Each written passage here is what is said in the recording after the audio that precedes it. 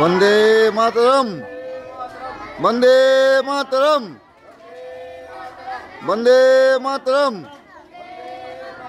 वंदे मातरम, वंदे मातरम।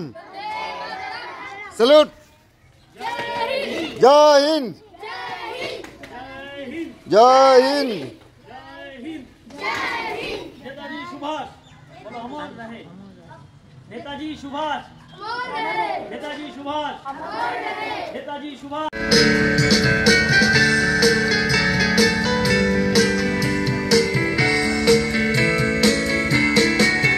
যারা স্বর্গগত তারা এখনো জানে স্বর্গের চেয়ে প্রিয় জন্মভূমি।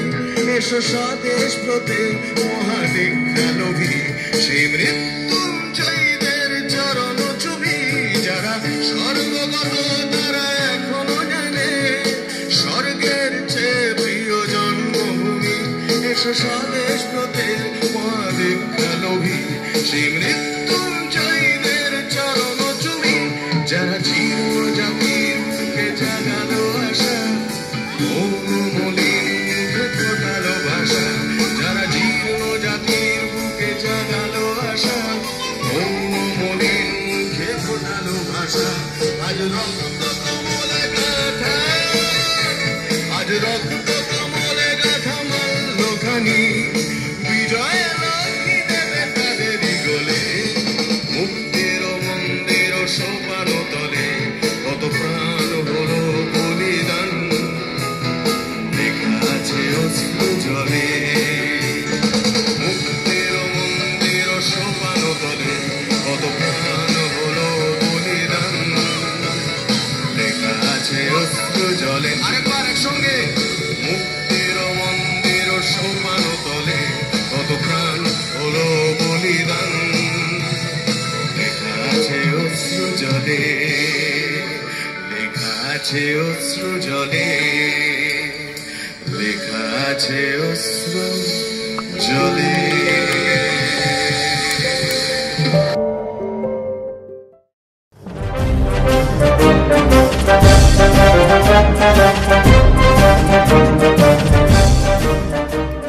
কবি রঙ্গলাল বন্দ্যোপাধ্যায় বলেছিলেন, স্বাধীনতাহীনতায় কে বাঁচিতে চায় হে, কে বাঁচিতে চায়।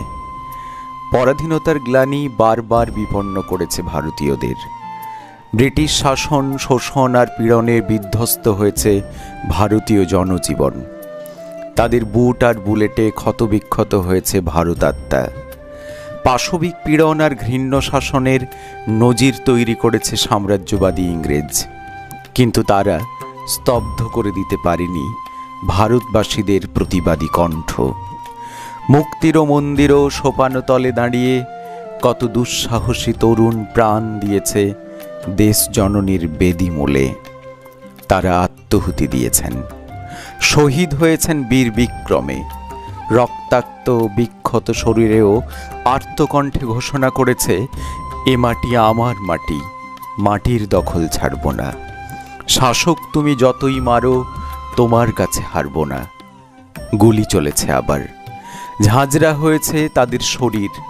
আবেদন নিবেদন নীতিতে বিশ্বাসী শান্তিকামী নেতারা পথে নামলেন, উচ্চারণ করলেন তাদের নরম পন্থার বাণী। কিন্তু ভারতের ভাগ্য ললাটে পরাধীনতার গ্লানি আরও প্রকটিত হল।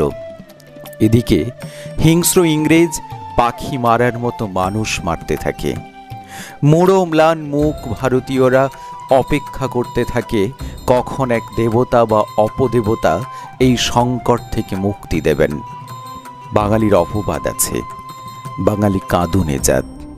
সেই বক্ষবিদারী ক্রন্দন যখন আকাশে বাতাসে প্রতিধ্বনিত, ঠিক তখনই হঠাৎ আলোর ঝলকানির মতো এক তরুণের আবির্ভাব। তিনি দৃপ্ত কণ্ঠে ঘোষণা করলেন, তোমরা আমাকে রক্ত দাও, আমি তোমাদের স্বাধীনতা দেব। হতভাগ্য ভারতবাসীর বুকে প্রাণ সঞ্চারিত হল। তিনি আমাদের প্রাণের সুভাষ, প্রিয় নেতাজি, দেশপ্রেমিক নেতাজি সুভাষচন্দ্র বসু। নেতাজির জন্ম ওড়িশার কটকে। 1897 খ্রিস্টাব্দের 23শে জানুয়ারি বেলা 12:10 তিনি এই ধরাধামে ভূমিষ্ঠ হয়েছিলেন। রত্নগর্ভা মা প্রভাবতী দেবী ও পিতা জানকীনাথ বসুর 14 সন্তানের মধ্যে তিনি ছিলেন নবম। জানকীনাথ তখনকার প্রথিতযশা আইনজীবী। তার পৈতৃক নিবাস ছিল 24 পরগনা জেলার কোদালিয়া গ্রামে। কটক শহরে নেতাজির পাঠ্য জীবনের সূচনা। কটকের র্যাভেন্স কলেজিয়েট স্কুলের ছাত্র সুভাষ প্রবেশিকা পরীক্ষায় 2য় স্থান লাভ করে কৃতিত্বের সঙ্গে উত্তীর্ণ হন। এরপর ভর্তি হন কলকাতার প্রেসিডেন্সি কলেজে। কিন্তু এখানে ভারতীয়দের প্রতি ইংরেজ অধ্যাপক ওটেন সাহেবের কটূক্তির প্রতিবাদে বিক্ষোভ দেখাবার কারণে কলেজ থেকে তিনি বহিষ্কৃত হন। পরে স্কটিশ চার্চ কলেজ থেকে দর্শন শাস্ত্রে প্রথম শ্রেণীর অনার্স পেয়ে বিএ পরীক্ষায় কৃতকার্য হন। কিন্তু পিতার ইচ্ছে ছিল সুভাষ সিভিল ইঞ্জিনিয়ার পরীক্ষায় উত্তীর্ণ হয়ে ম্যাজিস্ট্রেট হন। পিতার ইচ্ছে মতো তিনি বিলেতে পাড়ি দিলেন। সেখানে যখন তিনি সিভিল সার্ভিস পড়ছেন, তখনই কেমব্রিজ বিশ্ববিদ্যালয় থেকে দর্শন শাস্ত্রে ট্রাইবস ডিগ্রি পেয়ে অসামান্য ধীশক্তির পরিচয় রাখেন। এরপর 1920 সালে সাফল্যের সঙ্গে আইসিএস পরীক্ষায় 4র্থ স্থান পেয়ে কৃতকার্য হন। বঙ্গমাতার এই অগ্নি শিশু বিদেশে থাকাকালীন তাঁর দেশানুরাগী হৃদয়ে ঘটে দেশাত্মবোধের জাগরণ। যৌবনের প্রাণ প্রাচুর্যে ভরপুর এই অরুণ প্রাতের তরুণ শক্তি অসামান্য বাগ্মিতায় ইংল্যান্ডের বুকেই বক্তৃতার মাধ্যমে ভারতীয়দের প্রতি সমর্থন আদায় করতে থাকেন। সমর্থন জানান ভারতের স্বাধীনতা আন্দোলনকে। এমনকি সিভিল সার্ভিস প্রত্যাখ্যান করে ভারতে ফিরে আসেন। ব্রিটিশ সরকারের অধীনে চাকরি করতে না চাওয়ায় 1 বছর পরেই ইস্তফা দেন অকুতভয়ী বঙ্গসন্তান। শৈশবেই বিবেকানন্দের আদর্শে অনুপ্রাণিত নেতাজি মনে প্রাণে অনুভব করতেন, মনে করো তোমার জন্ম মায়ের জন্য বলি প্রদত্ত। ভারতে প্রত্যাবর্তনের পরেই শুরু হয় তাঁর দেশ সেবার ব্রত। তারুণ্যের দীপ্তি, চরিত্রের দৃঢ়তা আর নেতৃত্বদানের বিস্ময়কর ক্ষমতার অভিভূত করল সকলকে। তিনি স্থান পেলেন আপামর মানুষের হৃদয়ে। দেশবন্ধু চিত্তরঞ্জন তাকে টেনে নেন আপন বাহু পাশে। সুভাষচন্দ্র মনে প্রাণে গ্রহণ করলেন তাঁর শিষ্যত্ব। দেশবন্ধুর স্ত্রী বাসন্তী দেবীও তাকে খুব স্নেহ করতেন। সুভাষ তাকে মা বলে ডাকতেন। তিনি যখন কলেজের ছাত্র, তখন কলকাতা বিশ্ববিদ্যালয়ে ট্রেনিং করে যুদ্ধবিদ্যায় প্রাথমিক শিক্ষা নিয়েছিলেন। সে শিক্ষা তাঁর রাজনৈতিক জীবনে যথেষ্ট সহায়ক হয়েছিল। সুভাষচন্দ্র গড়েন এক শক্তিশালী স্বেচ্ছাসেবক বাহিনী। দেশবন্ধুর নির্দেশে তিনি জাতীয় শিক্ষালয়ের অধ্যক্ষ পদ গ্রহণ করেন। সেই সঙ্গে তিনি পেলেন কংগ্রেস কমিটির প্রচার সচিবের পদ। সেই সময় ইংল্যান্ডের যুবরাজের ভারতে আসার আগমন উপলক্ষে তিনি হরতাল ও বিক্ষোভের আহ্বান জানান। ফলে ব্রিটিশ পুলিশ তাকে গ্রেপ্তার করে। তিনি কারারুদ্ধ হন। একবার দুবার নয়, বহুবার। তার জনপ্রিয়তা ও নেতৃত্বদানের বিস্ময়কর ক্ষমতা দেখে ভীত ও সন্ত্রস্ত হয় ইংরেজ সরকার। কারামুক্তির পর তিনি বঙ্গীয় প্রাদেশিক কংগ্রেসের সম্পাদক নির্বাচিত হন। পরবর্তীকালে চিত্তরঞ্জন দাস কলকাতার মেয়র থাকাকালীন সুভাষচন্দ্র কলকাতার পুরসভার চিফ এক্সিকিউটিভ অফিসার পদে নিযুক্ত হন। এরপর তিনি 1930 সালে কলকাতা কর্পোরেশনের মেয়র পদে আসীন হন।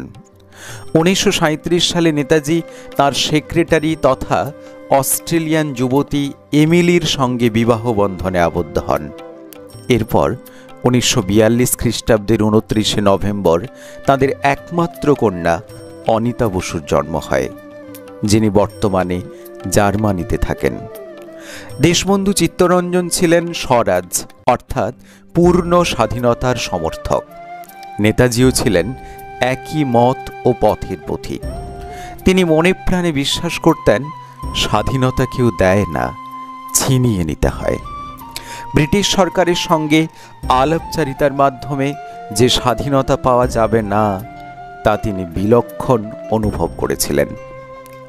তাই আপোষপন্থী অহিংসার পূজারী গান্ধীজির সঙ্গে তাঁর মতাদর্শগত পার্থক্য তৈরি হয়।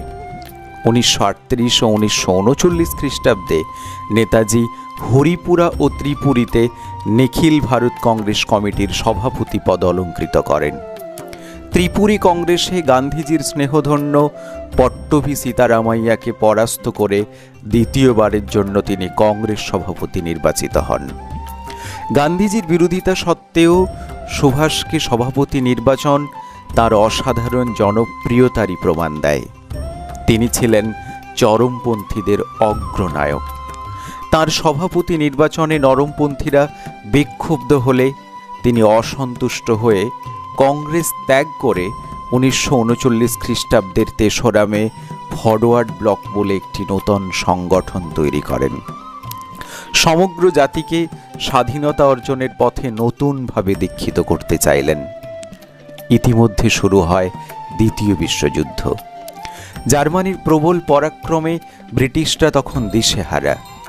নেতাজি এই পরিস্থিতিকে ব্যবহার করতে পারে অনুমান করে ইংরেজরা 1940 সালের 4 জুলাই সুভাষকে কলকাতায় গৃহবন্দী করে।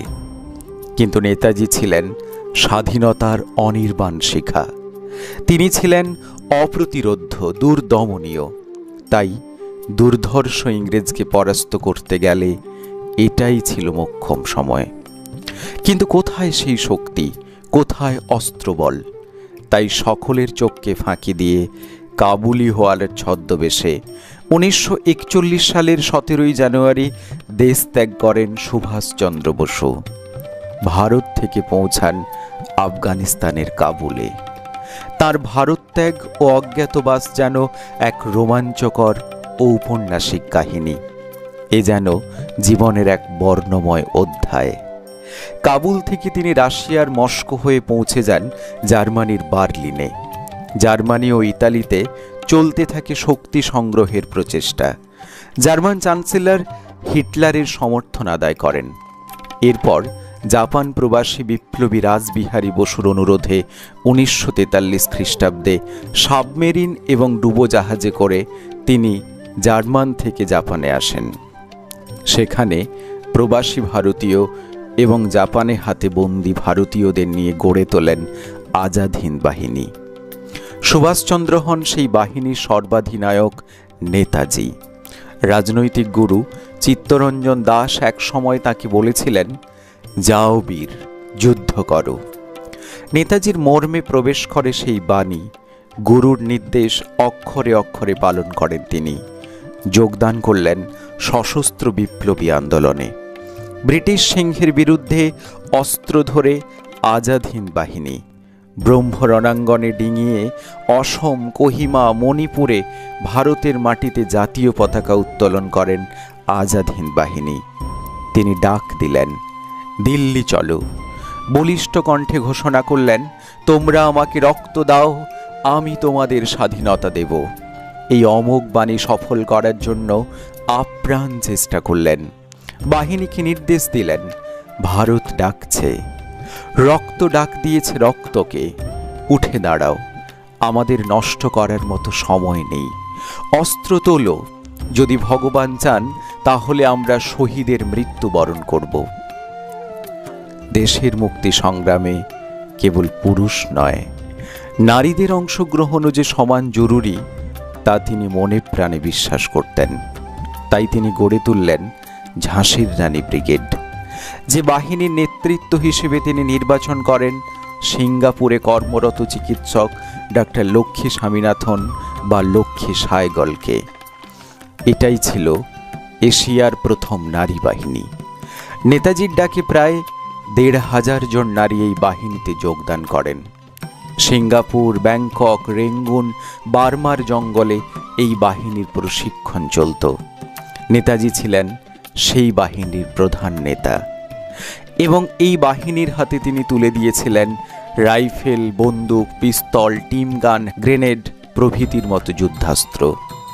কদম কদম বাড়ায়ে যা, কিংবা তিরঙ্গা ঝান্ডা উঁচা রহে প্রভৃতি গান ও স্লোগানে আকাশ বাতাস মুখরিত হতো বিপ্লবীদের অগ্নিকণ্ঠে। 1944 খ্রিস্টাব্দে আজাদ হিন্দ ফৌজ ভারতের মাটি ইম্ফলে তাদের স্বাধীন জাতীয় পতাকা উত্তোলন করলেন। কিন্তু জাপানের আত্মসমর্পণ ও অসহযোগিতায় আজাদ হিন্দ বাহিনী দুর্বল হয়ে পড়ে। কিন্তু তাদের অসম্ভব আত্মত্যাগ স্বাধীনতার পথকে সুগম করে তোলে। এই সময় সুভাষচন্দ্র নতুন সাহায্যের আশায় জাপানের তাইহোকু বিমানবন্দর থেকে বিমানে মাঞ্চুরিয়ার উদ্দেশ্যে যাত্রা করেন। এটিই ছিল তার শেষ যাত্রা। তিনি আর ফেরেননি। অনেকের মতে তিনি বিমান দুর্ঘটনায় নিহত হন। যদিও এই তথ্য কতটা যুক্তিসঙ্গত আজও তা আমাদের কাছে রহস্যাচ্ছন্ন। কারুর মতে তিনি রাজনৈতিক চক্রান্তের শিকার, কারুর মতে তাকে মেরে ফেলা হয়। কেউ বলেন তিনি সাইবেরিয়ার জেলে বন্দী ছিলেন, কেউ বলেন তিনিই ছিলেন ছদ্মবেশী গুমনামি বাবা। অনেকের বিশ্বাস জাপানের রেনকোজি মন্দিরে তাঁর চিতাভস্য আজও সংরক্ষিত আছে, কিন্তু কোনো তথ্যই যুক্তিসঙ্গত নয়। তাকে ঘিরে কত কমিশন, কত অনুসন্ধান, কিন্তু তিনি থেকে গেছেন তিমিরেই, নিরুদ্দেশের পথিক হয়ে আমাদের স্মৃতিপটে অক্ষয় হয়ে থেকে গেছেন। সর্বাধিনায়ক আজ কোথায়, এই প্রশ্ন আজ অমূলক, কিন্তু তিনি আপামর ভারতবাসীর হৃদয়ে মৃত্যুঞ্জয়ী বীর, অমর নেতাজি।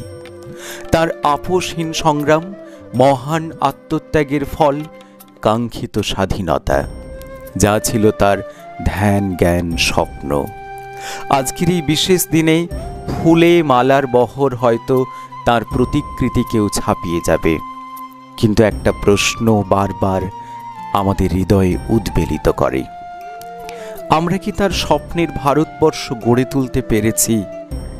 তাই বহু আশা ও স্বপ্নভঙ্গের ব্যথা বুকে নিয়ে নেতাজির অভাব বেদনায় কাতর আমাদের অন্তর আজও বলে ওঠে, তোমার আসন শূন্য আজি হে, হে বীর পূর্ণ করো।